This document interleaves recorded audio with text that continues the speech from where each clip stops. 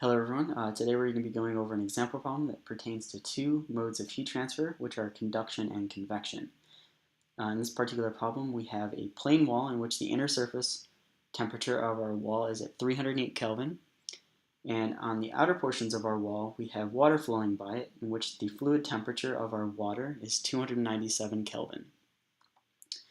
What we're asked to solve for is the outer surface temperature of our wall, which is T sub s, and you can see there on our figure, which is indicated by the arrow, and what is T sub s, etc. Okay, so before we go into actually solving this problem, let's talk a little bit about the actual heat transfer that's occurring in our problem. So fundamentally, we know that heat is always going to travel in the direction from hottest to lowest temperatures. So we're going to have heat traveling from our T sub I, which is at 308 Kelvin, in the direction of our fluid, which is at 297 Kelvin, so our T fluid.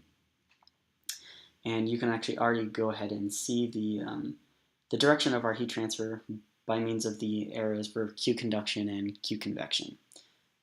In this particular problem, we have two fundamental modes of heat transfer that are in action.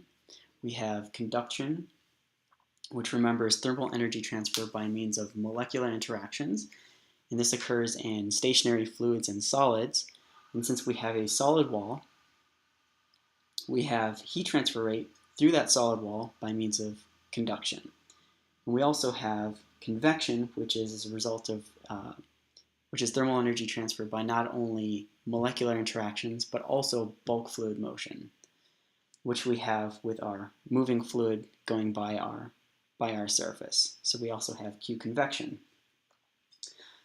I've already gone ahead and labeled Q conduction and Q convection here on our figure.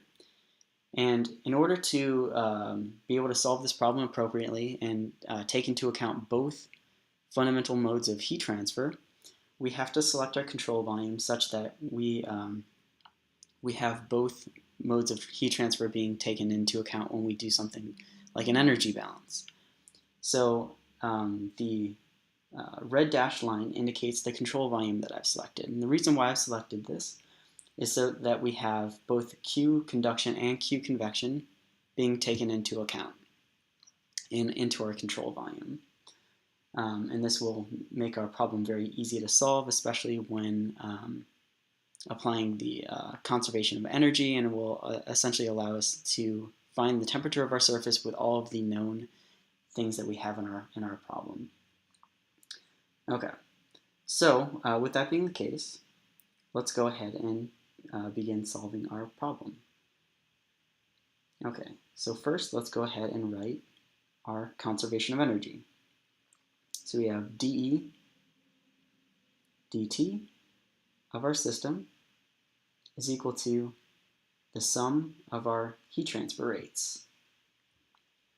Okay, and as we normally do, we're going to go ahead and assume steady state. So that's just going to go to 0. And we get 0 is equal to the sum of our heat transfer rates. So if we go back to our figure, we have Q conduction, so we have Q by conduction going into our control volume, which means it's positive. And we have Q by convection leaving our control volume, which means it's negative. So let's go ahead and write that down into our expression. So we have Q conduction minus Q convection. And the differences in the signs just comes from the sign convention that we talked about in lecture. And what we just previously discussed in this video. What this essentially tells us is that our heat transfer rate by conduction is equal to the heat transfer rate by convection. Now we can replace our Q's with the fundamental laws that define both of our heat transfer modes. So we have Fourier's law for heat transfer rate by conduction, and we'd have Newton's law of cooling for the heat transfer rate by convection. So what we end up getting is minus K A dt dx is equal to HA, temperature of our surface minus the temperature of our fluid. Now, since we're assuming we have constant Q, so a constant heat transfer rate, we can approximate our dT dx by delta T over delta X. So let's go ahead and replace that. So we have minus Ka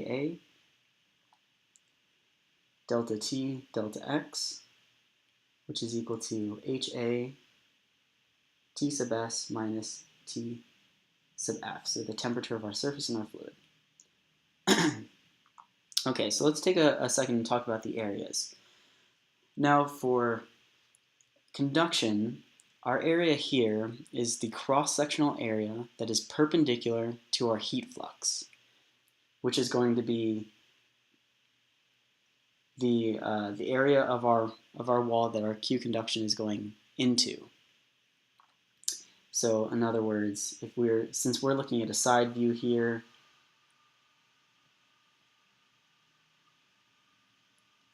it would be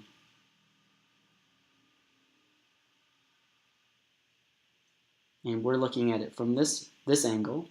So we're looking at it from the side. The cross-sectional area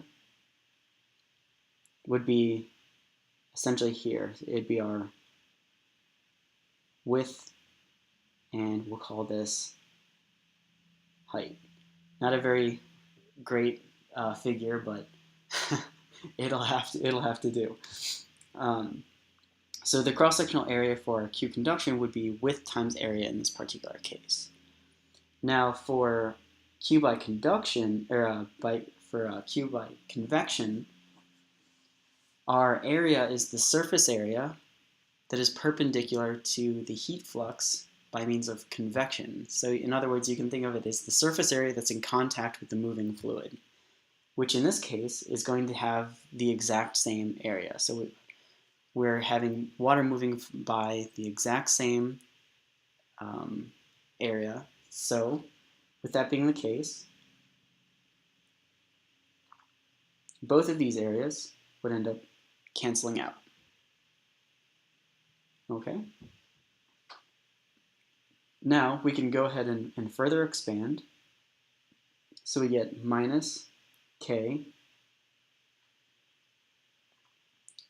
temperature of our surface minus the inner temperature divided by our length L, which is equal to HT sub S minus HTF. So let's go ahead and expand the left-hand side a little bit. So we get minus K L T sub S plus K divided by L Ti, which is equal to HTS minus HTF. Now let's go ahead and put together like terms. So we're going to have HTF plus K divided by L Ti, which is equal to HT sub S plus K over L T sub S, which we can again simplify and rewrite as T sub S times H plus K divided by L. Now, in solving for our surface temperature, T sub S, what we end up getting is H times the temperature of our fluid plus K divided by L times the temperature of our inner wall divided by H plus K over L. Okay. So if we look, our expression is in terms of everything that we know. So we know the convective heat transfer coefficient H, we know the thermal conductivity K, we know the length or the thickness of our wall, we know the fluid temperature, and we also know the temperature of the inner portion of our wall. So these are all things that we know if we go back here and look at our figure. So with that being the case, we can just go ahead and plug. Essentially, it turns into a plug and chug at this problem, at this particular part. So that I'm not going to actually do here. That I will leave as an exercise to you guys. But if you go ahead and plug in all the values that we know into the expression above, what we end up getting for our surface temperature is 300.67 Kelvin.